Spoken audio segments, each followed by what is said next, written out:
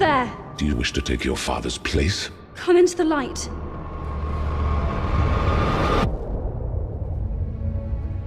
Amigos, La Bella y la Bestia no sería una película tan famosa y tan reconocida si no fuera por un personaje muy importante, y es el de la bestia. Y en esta ocasión, en la primera película live action, es interpretado por Dan Stevens. Hola, Dan. Hola. I'm sure you got everything I said in Spanish. All of it. All of it. ¿Entendiste?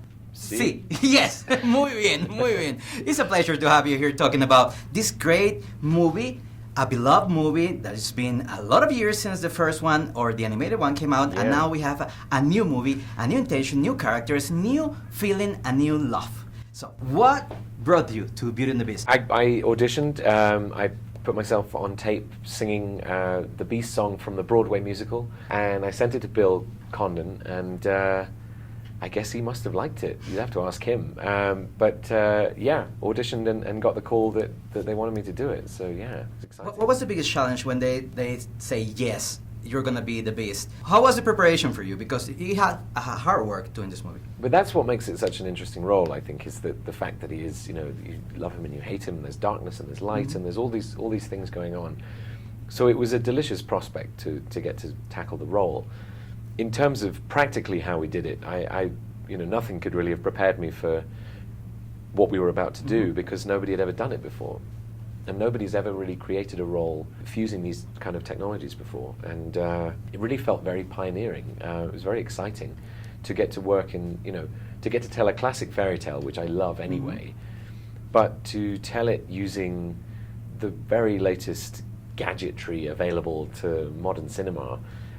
It had my sort of literary nerd brain and my gadget nerd brain very excited. And mixed together, because we see the Beast is a CGI, but it's all you. How was the process? You had to do some facial animation and then the body, and you were always on set. That's always the big me, difference. in That's both. what makes it a live action movie. You Exactly, were there. yeah. It's my body driving the Beast. I'm inside this muscle suit on stilts.